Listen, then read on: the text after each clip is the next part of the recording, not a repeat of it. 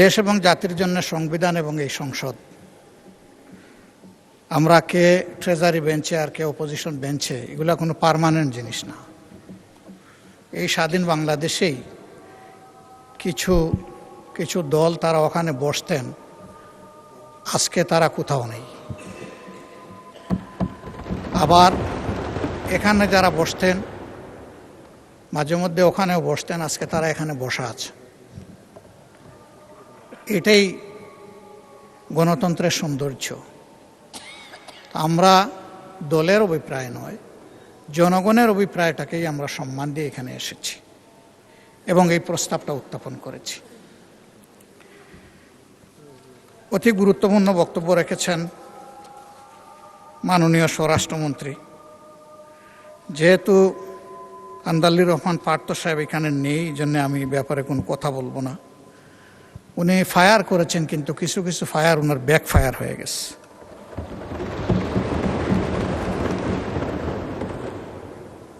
জনাব সালাউদ্দিন আহমদ সাহেব অত্যন্ত বিজ্ঞ লোক।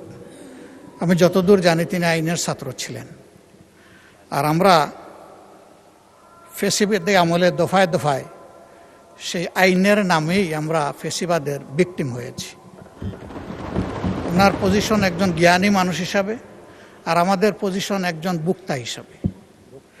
আমরা বুক করেছি, ভিকটিমাইজড হয়েছি আমরা। তো উনি ভাগ্যবান। না, আপনিও আরো বড় ভিকটিম হয়েছেন, এটাও আমি স্বীকার করি। আমি সবসময় স্বীকার করি যার যেখানে যে অবদান।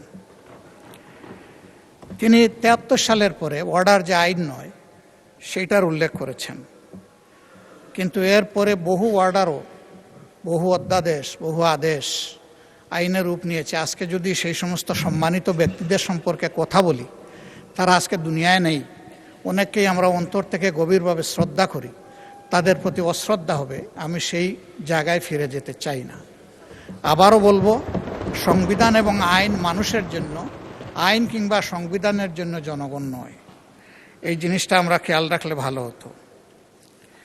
ব্যক্তিগতভাবে আমি বিশ্বাস করি যে এখানে যারা এসেছেন তারা জনগণের মধ্যে অতি শ্রদ্ধার পাত্র। কাজেই কাউকে ঠিক হিট করে কথা বলাটা আমি কখনো সমীচীন মনে করি না। আমি সেদিকে যাব না। আমাদের জনাব সালাউদ্দিন আহমদ সাহেব বলেছেন যে আদেশটা দেওয়া হয়েছে, এইটা একটা অন্তহীন প্রতারণা করা হয়েছে। কে করেছে? ইন্টারিম গভর্নমেন্ট এবং প্রেসিডেন্ট মিলে করেছেন। তো এইটা তো জুলাই 13 তারিখ হয়েছে, নভেম্বরের 13 তারিখ হয়েছে, আর ভোট হয়েছে 26 সালের 12 ফেব্রুয়ারি।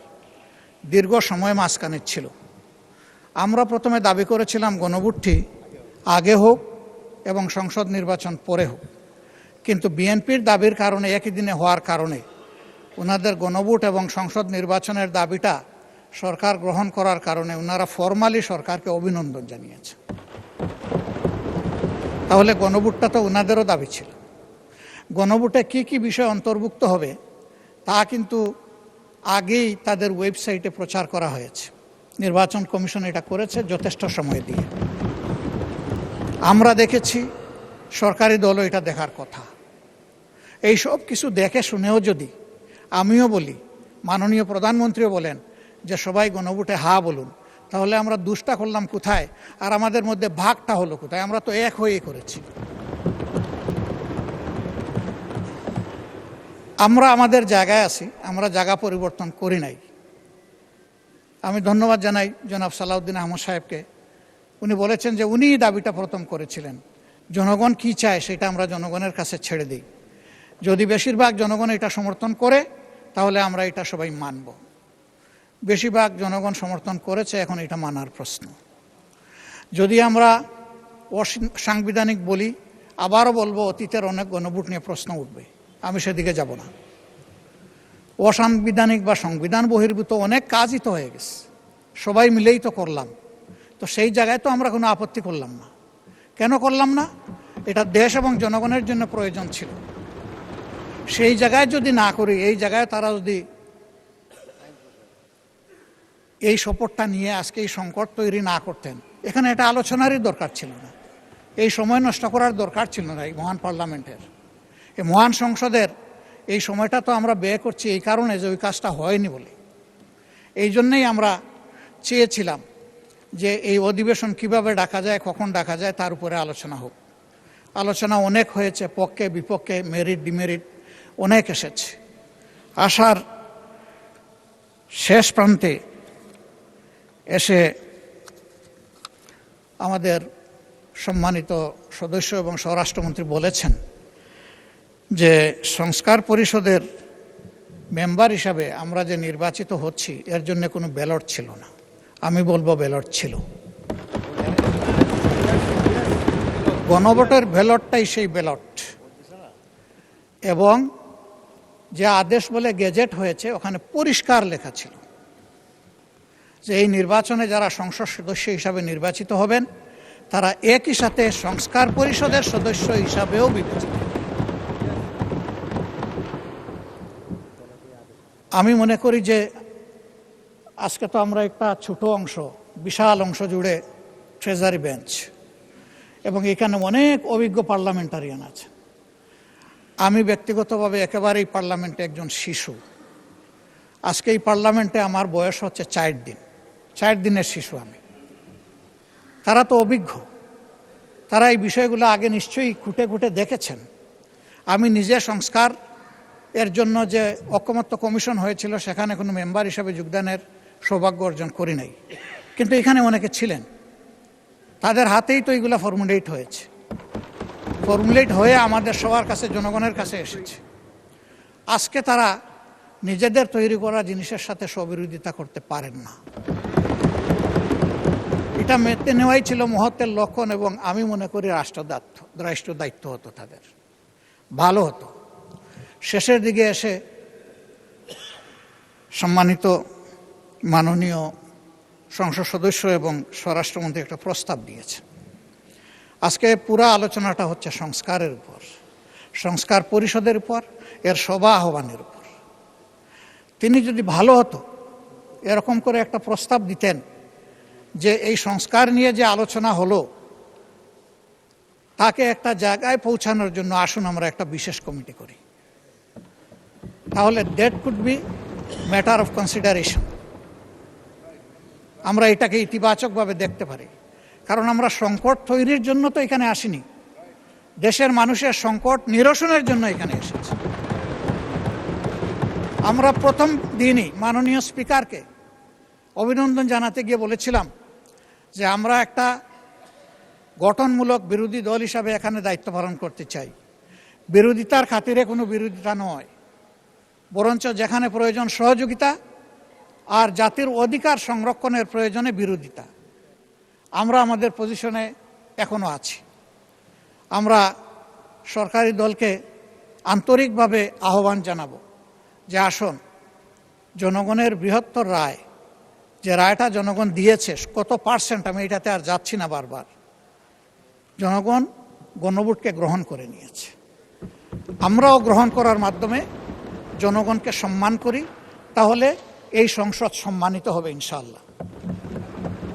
এই জন অভিপ্রায় এর মধ্য দিয়ে প্রতিফলিত হোক আমাদের সমন্বিত উদ্যোগে।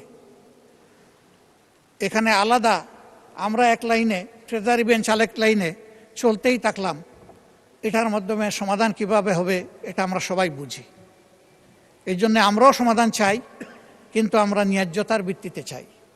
যে বিষয়ের উপরে আলোচনা হয়েছে সেই বিষয়ের উপরে একটা কমিটি আপনি যদি উত্তম মনে করেন আপনি করে দিতে পারেন, তবে সেখানে আমাদের আহ্বান থাকবে যে দুই দিক থেকেই সমান সংখ্যক সদস্য নিয়ে যেন ওই কমিটি গঠিত হয়।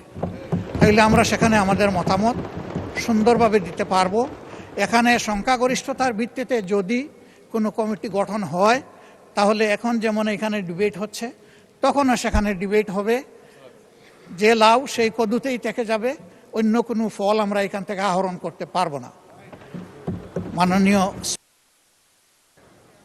মাননীয় বিরোধী দলীয় নেতা, আপনি কনক্লুড করুন। Take another 3-4 minutes. আমরা আমাদের অভিপ্রায় আপনার সামনে তুলে ধরেছি, এখন সিদ্ধান্ত আপনার। আপনাকে ধন্যবাদ। আসসালামু আলাইকুম। ধন্যবাদ বিরোধী দলীয় নেতা। আমি এখন আইনমন্ত্রীকে তার বক্তব্য পেশ করার জন্য অনুরোধ জানাচ্ছি। আপনার সময় 15 মিনিট। মাননীয় স্পিকার, গত কয়েকদিন ধরে সোশ্যাল মিডিয়ায় এবং আজকে সংসদে বসে মাননীয় বিরোধী দলীয় নেতাদের, বিরোধী দলের সদস্যদের সংবিধান, আইন, ওয়াহিদুজ্জামান, রাজনীতি, আন্দোলন, অভ্যুত্থান, বিপ্লব সম্পর্কে যে কথাগুলো শুনছি, আর মনে হচ্ছে আমার 30 বছরের পেশাগত জীবনের শিক্ষা, আমার 30 বছরের আইনজীবী হিসেবে যে অভিজ্ঞতা, তাকে সব মিছে, সবই ভুল, সবই কি মিথ্যে, এইটা মনে হচ্ছে। কিছুক্ষণের মধ্যেই আমার সম্বিত ফিরে আসার পরে মনে হলো বিরোধী দলের মাননীয় সদস্যরা ওনারা জানেনই না ওনাদের কিসের উপরে আন্দোলন বক্তব্য রাখছেন। ওনাদের প্রথম বক্তব্য, ওনারা সংবিধান মানেন না, অথচ আজকের যে প্রশ্ন, 10 ধারার প্রশ্নের প্রথম কথাই বলা আছে, সংসদ সদস্য নির্বাচনের ফল ঘোষিত হওয়ার 30 পঞ্জিকা দিবসের মধ্যে যে পদ্ধতিতে জাতীয় সংসদের প্রথম অধিবেশন আহ্বান করা হয়েছে, সেই পদ্ধতি অনুসরণ করে ওই পদ্ধতিটা হলো সাংবিধানিক পদ্ধতি। একদিকে বলবেন 72-এর সংবিধান মানবেন না, আর একদিকে পদ্ধতি নেবেন সাংবিধানিক পদ্ধতি। মাননীয় স্পিকার, আজকে আমার বিরোধী দলের সদস্যরা যে বক্তব্য দিচ্ছেন, যে শপথ নিয়েছেন, সেই শপথ নিয়েছেন, নির্বাচিত হয়েছেন ওই সংবিধানের আলোকে।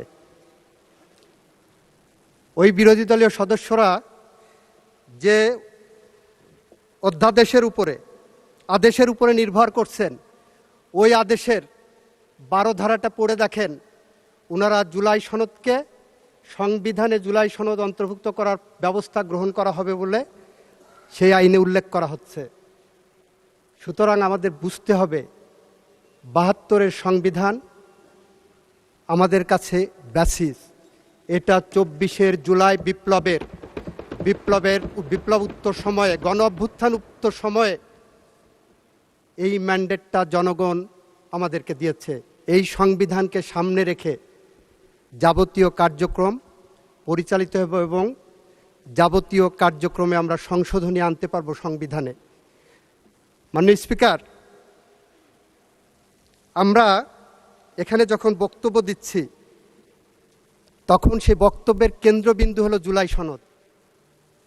জুলাই সনদকে ইফেক্টিভ করার জন্য একটি জুলাই আদেশ জারি করা হয়েছে, একটি গণভোট অধ্যাদেশ জারি করা হয়েছে। সব কিছুর কেন্দ্রবিন্দুতে আছে জুলাই সনদ। জুলাই সনদের 6টি প্যারাগ্রাফে দেওয়া আছে। 6টি প্যারাগ্রাফের মধ্যে প্যারাগ্রাফ 6-এর কটা যদি একটু দেখেন, সেই 6-এর কয়ের আন্ডারে অনুচ্ছেদ 1 থেকে 47 আছে। সেই 6-এর কয়ের প্রথম শর্তই হলো, মাননীয় স্পিকার, সংবিধান সংশোধন সাপেক্ষে সংস্কারের বিষয়সমূহ। আপনারা যে প্রশ্নগুলো গণভোটে দিয়েছেন, ইচ অ্যান্ড এভরি প্রশ্ন সংবিধান সংস্কার সাপেক্ষে। মাননীয় স্পিকার, আমরা যারা বিএনপি করি, আমরা একটু সহজ সরল, জুলাই বিপ্লবীদের মতো একটু আবেগী, জুলাই বিপ্লবীদের মতো জন আকাঙ্ক্ষার কথা চিন্তা করি, জনগণের কথা চিন্তা করি। আপনি জুলাই সনদের 22 অনুচ্ছেদে যে দেখেন, মাননীয় স্পিকার, আমি যদি বলি বিএনপি এই আবেগ নিয়ে এই জুলাই সনদকে ধারণ করে, মাননীয় স্পিকার, জাতীয় সংসদে নারী প্রার্থী দিয়েছিলেন প্রায় 5%। এই সনদে 22-এ বলা আছে, যদি আমি এইভাবে বলি, জুলাই জাতীয় সনদ 2025 স্বাক্ষরের পরবর্তী সাধারণ নির্বাচনে প্রতিটি রাজনৈতিক দল বিদ্যমান 300 সংসদীয় আসনের জন্য প্রার্থী মনোনয়নের ক্ষেত্রে কমপক্ষে 5% নারী প্রার্থী মনোনয়ন দিবে, তবে এটি সংবিধানে উল্লেখ করা হবে না। মানে স্পিকার, আমরা ওই যে জুলাই সনদকে ধারণ করি বুকে, আমাদের রক্ত প্রবাহে জুলাই সনদ মিশে আছে, সেইটাকে ধারণ করেই বিএনপি নারী প্রার্থীকে দিয়েছিলেন। ওনারা জুলাই সনদ বলছেন, জুলাই সনদ বলতে বলতে ওনাদের মুখে ফেনা উঠে যাচ্ছে। এইটা স্বাক্ষরের পরে যে নির্বাচন গেছে সেই নির্বাচনে একজন নারী প্রতিনিধিকে ওনারা মনোনয়ন দেননি। মাননীয় স্পিকার, জুলাই সনদের 23 অনুচ্ছেদে রাখেন, 23 অনুচ্ছেদে বলা আছে ডেপুটি স্পিকার পদে বিরোধী দলের থেকে, এই যে দেওয়া আছে আপনি পড়েন, আপনি মাননীয় স্পিকার, জুলাই সনদের 23 অনুচ্ছেদে বলা আছে, আপনি আমাকে অ্যাড্রেস করেন, মাননীয় ওনাকে স্পিকার, বলবেন না। 23 অনুচ্ছেদে বলা আছে বিরোধী দলের থেকে ডেপুটি স্পিকার দেওয়া হবে। আমাদের মাননীয় প্রধানমন্ত্রী, আমাদের সংসদীয় দলের নেতা জুলাই সনদকে বুকে ধারণ করেছেন, চেতনায় ধারণ করেছেন, আর করেছেন বলেই ডেপুটি স্পিকার পদটি তাদেরকে অফার করা হয়েছিল। মাননীয় স্পিকার, ওনারা জুলাই সনদ ধারণ করেননি, ডেপুটি স্পিকার পদ ওনারা নেননি। মাননীয় স্পিকার, ওনারা প্রশ্ন তুলেছেন জুলাই সনদ না 72 সংবিধান, জুলাই সনদ না সংবিধান।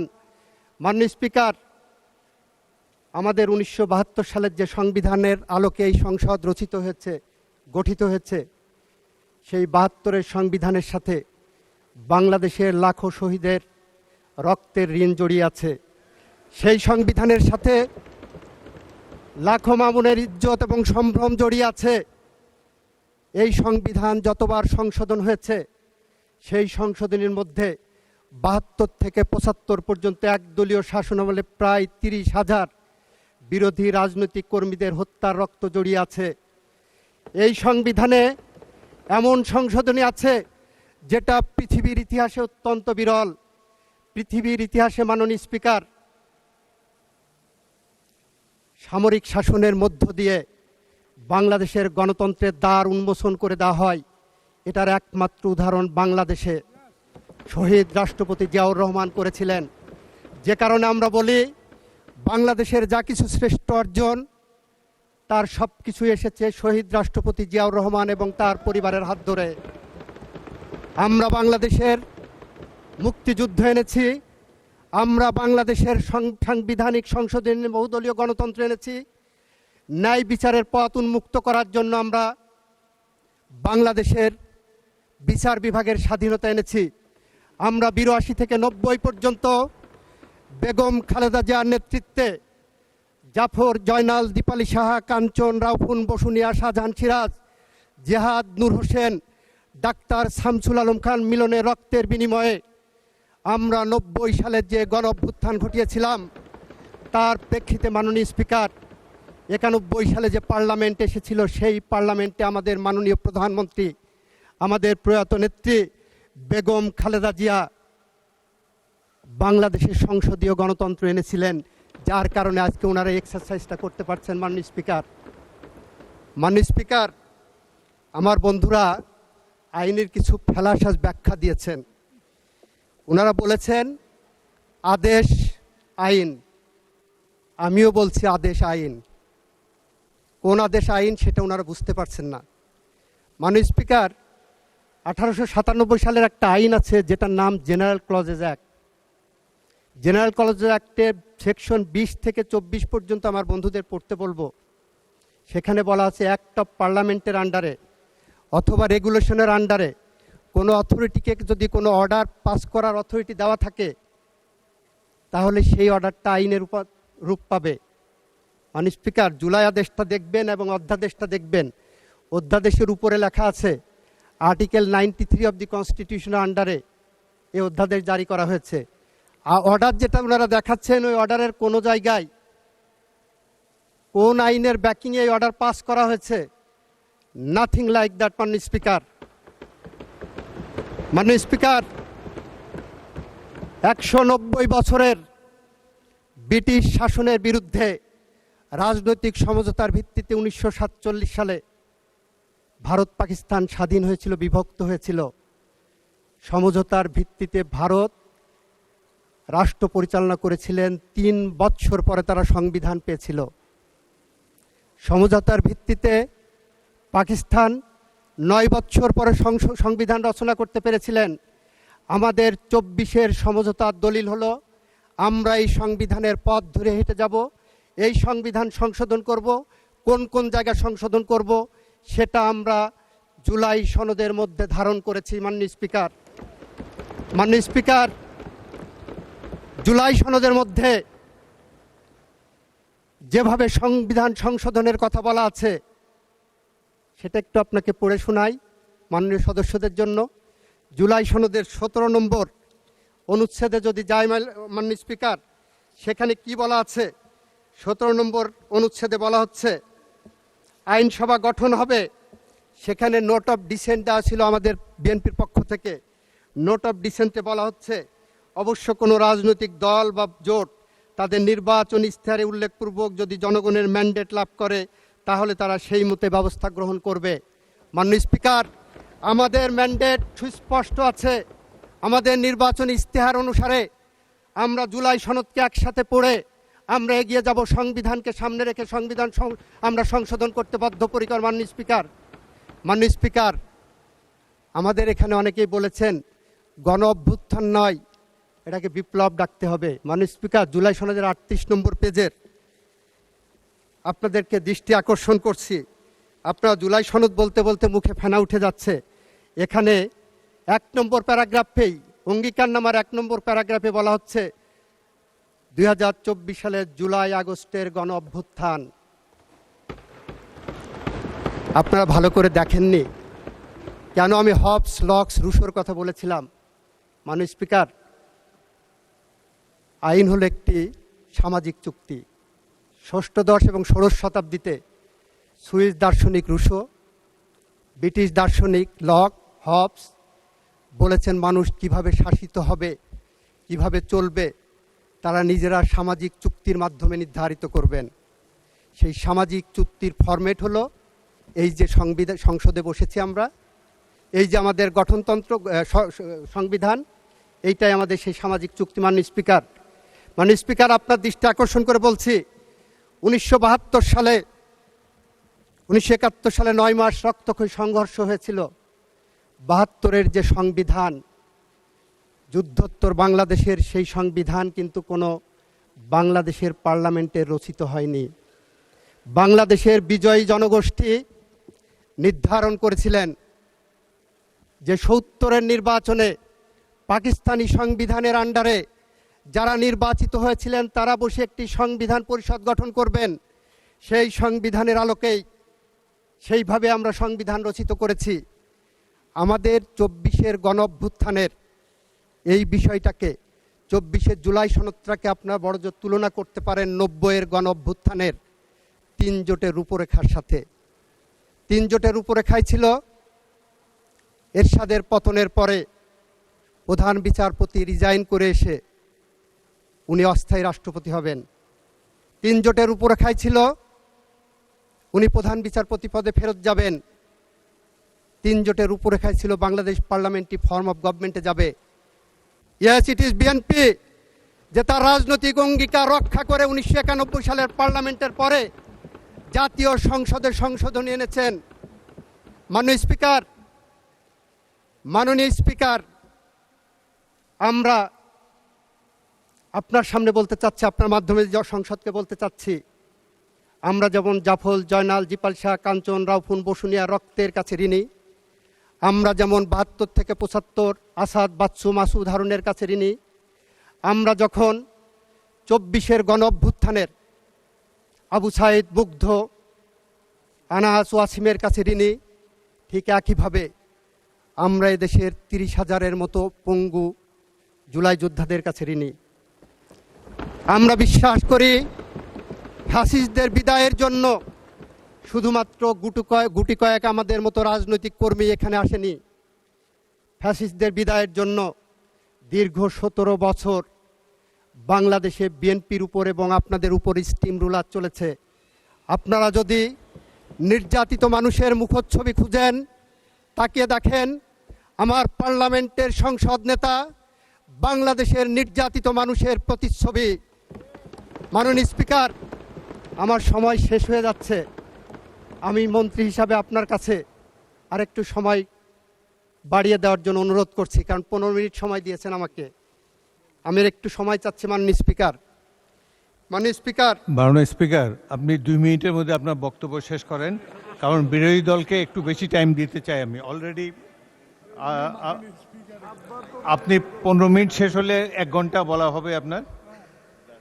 আচ্ছা 3 মিনিট, আর 3 মিনিট বলেন। বিরোধী দলকে একটু 5 বেশি মিনিট দেন টাইম। মাননীয় স্পিকার। বলতে বলতে তো 1 মিনিট, চাইতে চাইতে তো 1 মিনিট চলে গেছে মাননীয় স্পিকার। আচ্ছা ঠিক আছে, দেন 5 মিনিট। তাহলে বিরোধী দলকে মাত্র আমি 1 মিনিট সময় বেশি দিলাম। মাননীয় স্পিকার,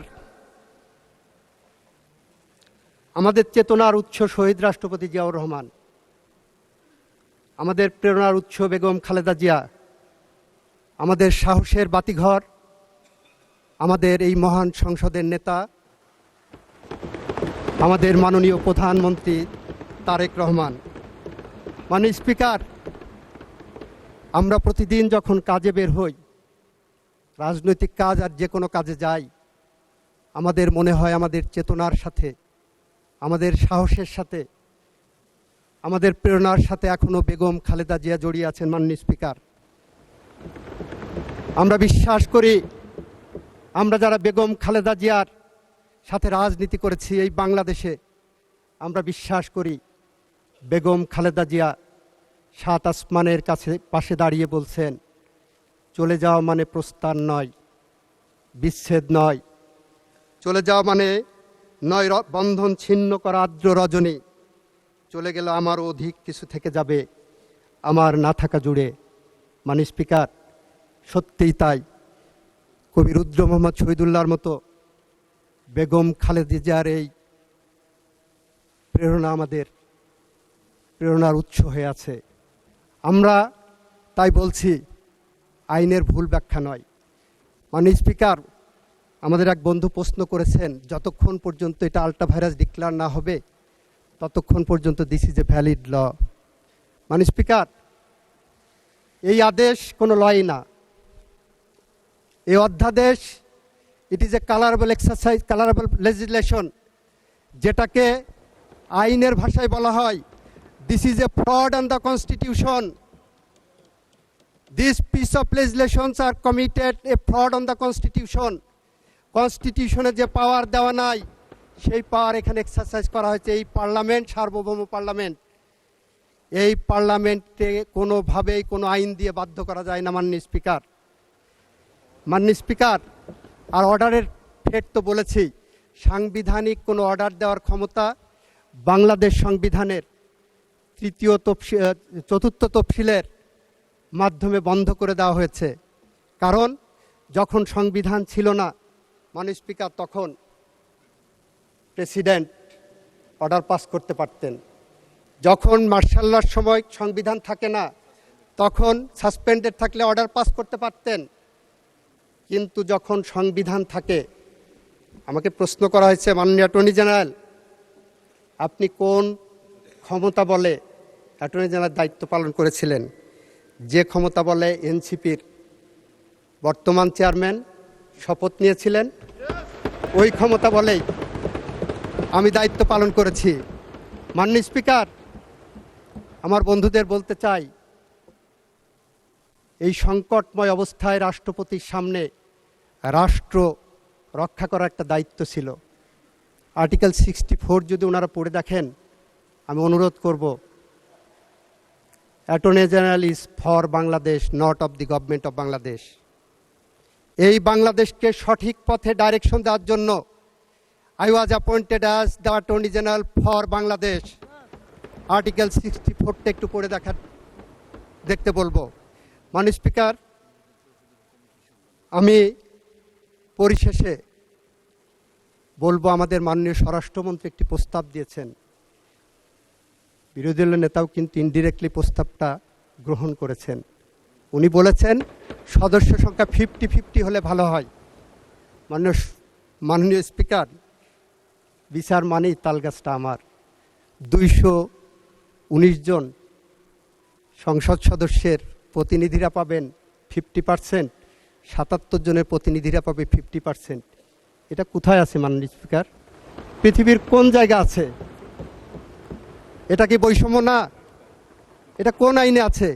সেই কারণে আমি বলবো, আমাদের মাননীয় স্বরাষ্ট্রমন্ত্রী যেটা প্রস্তাব করেছেন, একটি সংসদীয় কমিটি গঠন করার জন্য, বিশেষ কমিটি, সেই কমিটি সংবিধান সংশোধনের জন্য যে বিশেষ কমিটি গঠন করার প্রস্তাব করেছেন, মাননীয় বিরোধী দলীয় নেতাও যেটাকে অ্যাকসেপ্ট করেছেন, আপনি একটি কমিটি গঠন করে দেন, এই সংসদ একটি কমিটি গঠন করুক, সেখানে আমরা সব কিছু আলোচনা করে চুলচেলা বিশ্লেষণ করে জুলাই সনদের পথ ধরে আসেন আমরা এমন একটি সংশোধনী আনি যে সংশোধনী